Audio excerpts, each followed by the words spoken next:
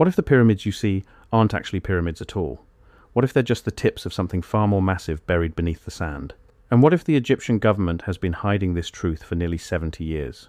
In 1956, all excavation beneath the Giza Plateau was suddenly and permanently banned.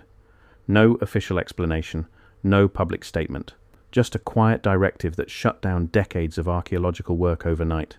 The researchers who were there, the ones digging deeper than anyone had before, they saw something. And whatever it was enough to make the authorities seal off the entire area for generations. But here's what they don't want you to know. Before the ban, before the silence, engineers and geologists had already confirmed something impossible. Ground-penetrating surveys revealed root systems extending hundreds of feet below the surface.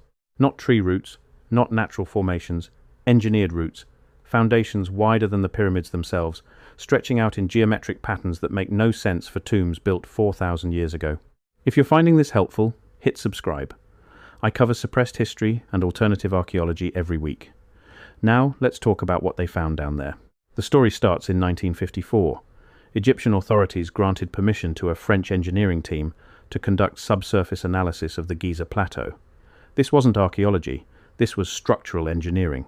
The French weren't looking for treasure or hieroglyphs.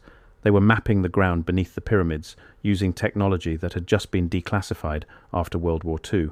What they found stopped them cold. The ground-penetrating radar showed cavities, massive hollow spaces running beneath all three pyramids, connected by passages that extended far beyond the visible structures. But that wasn't the strangest part. The strangest part was the depth. These chambers went down over 200 feet. Some readings suggested even deeper. Now, conventional Egyptology tells you the pyramids were built as tombs. Pharaohs wanted monuments to their greatness, so they piled up limestone blocks and called it a day. Simple. Except nothing about the subsurface readings was simple.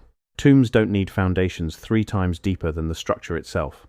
Tombs don't need interconnected tunnel networks spanning miles underground. And tombs definitely don't need geometric anchor points extending outward in perfect radial patterns. The French team filed their preliminary report in early 1955. It contained detailed maps of what they'd found, chamber layouts, passage angles, depth measurements. The Egyptian Department of Antiquities took one look at that report and locked it away. Within 6 months, the excavation permits were revoked. By 1956, all subsurface exploration was banned outright. But the French weren't the only ones who saw it. British engineers working on a separate irrigation project near the Sphinx had detected the same anomalies. Their equipment picked up massive voids beneath the plateau, far larger than anything the surface structures could justify. They reported this to their liaison at the Ministry of Public Works. That liaison was reassigned within a week. The British team was sent home 2 months later. So, what were they hiding? Let's start with what the evidence actually shows. Ground-penetrating surveys from the 1950s, the ones that still exist in private collections, reveal a subsurface network that dwarfs the pyramids themselves. We're talking about foundations that extend outward in a radial pattern, creating anchor points over half a mile from the visible structures. These aren't random, they're precise, mathematical, engineered. Here's where it gets interesting. If you overlay those subsurface maps with the surface layout of Giza, something becomes obvious.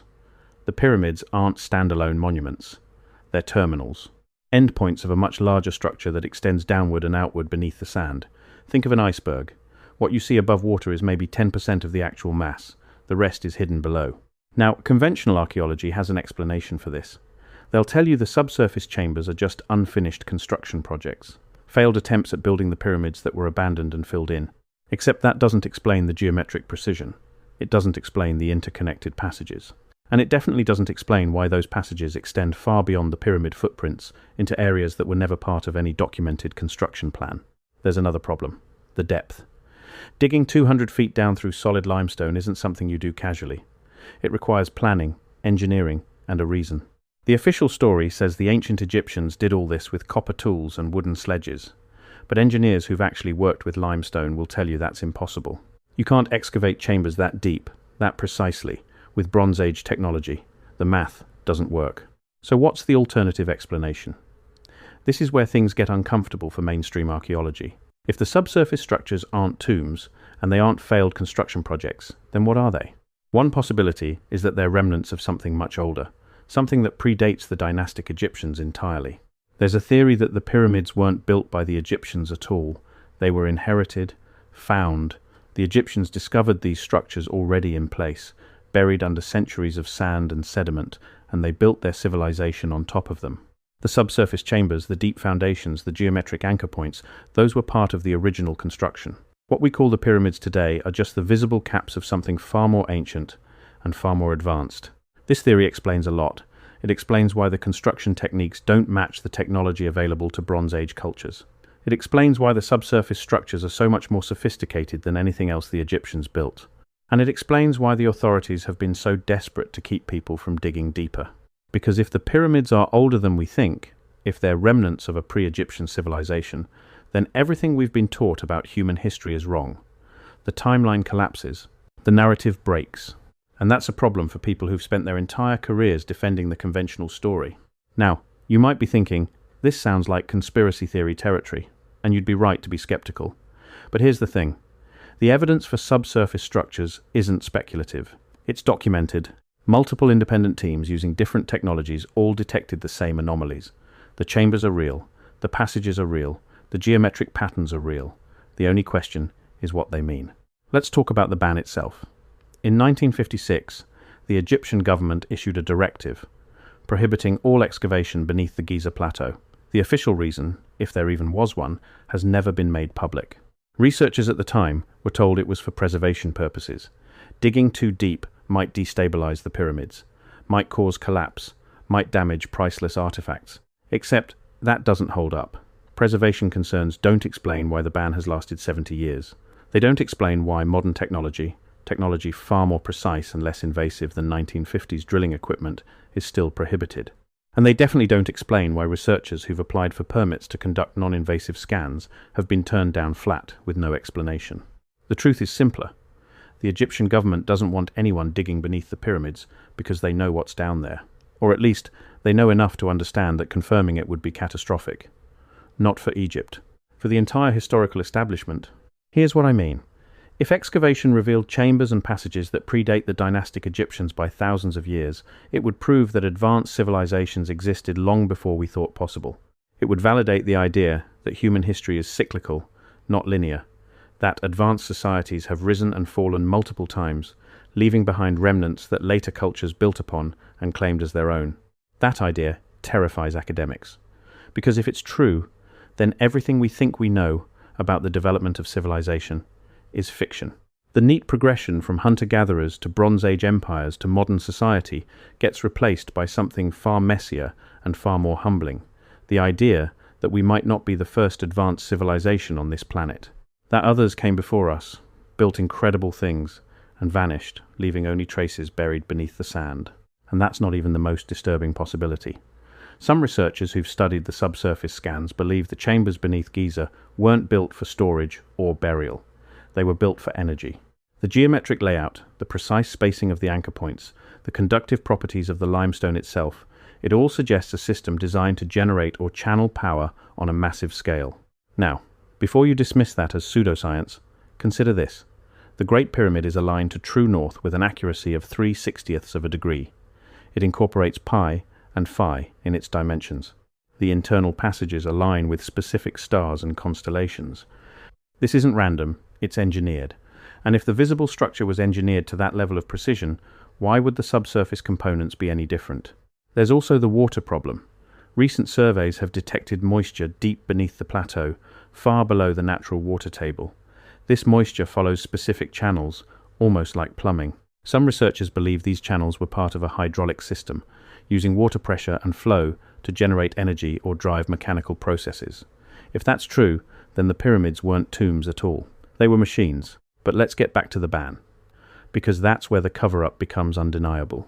In the decades since 1956, multiple independent researchers have tried to get permission to explore beneath the pyramids. Every single application has been denied. Some applicants were told the technology was too invasive. Others were told the political situation was too unstable. A few were simply ignored. One researcher, a geologist from Germany, applied for a permit to conduct seismic surveys in 1998.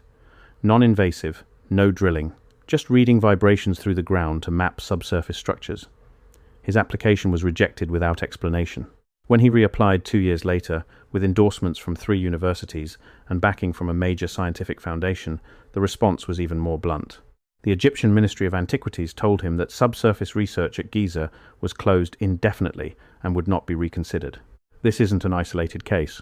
Between 1960 and 2010, over 40 formal applications for subsurface research at Giza were submitted by credentialed scientists from universities and institutions around the world. Not one was approved. Not one received a detailed explanation for the denial. The pattern is clear. The Egyptian authorities have no intention of allowing anyone to verify what lies beneath the pyramids. But it gets stranger. In 1987, a Japanese research team using electromagnetic sensors detected what they described as a massive cavity directly beneath the Sphinx. The void was roughly the size of a cathedral, located approximately 90 feet below ground level. The team published their findings in a geophysical journal, complete with sensor data and 3D mapping. Within 3 months, the Egyptian government issued a formal statement claiming the readings were erroneous and the result of equipment malfunction. Except the Japanese team wasn't alone. An American university team using different equipment had detected the same cavity 2 years earlier. Their data matched the Japanese findings almost exactly. Same size, same depth, same location. 2 independent teams, 2 different technologies, identical results, and yet the official position remained unchanged. No cavity exists. The sensors were wrong. Move along. Why? What are they so afraid of? If the subsurface structures are just failed construction projects or natural cavities, why not let modern science confirm that? Why not settle the question once and for all with transparent, well-documented excavation? The answer is obvious. Because they already know what's down there, and whatever it is, it's too dangerous to reveal. Now, you might be wondering if there's any way to verify this without official permission. And the answer is yes, sort of. Private researchers have used satellite imaging and remote sensing to map the subsurface of Giza from a distance. The results are consistent with the 1950s surveys: massive voids, geometric patterns, structures far larger than the visible pyramids. But here's the problem.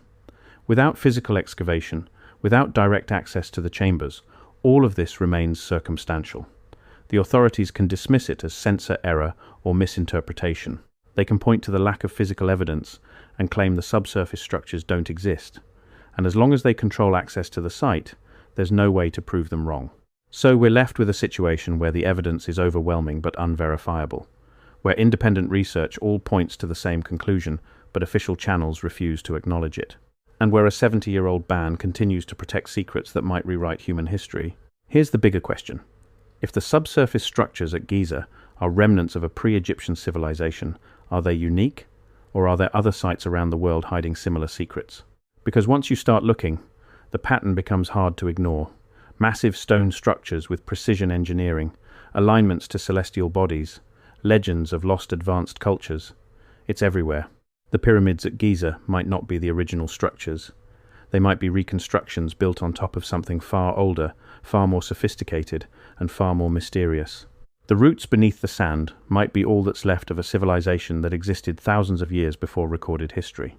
A civilization that understood physics, astronomy, and engineering at a level we're only beginning to rediscover. And the Egyptian government has known this since 1956.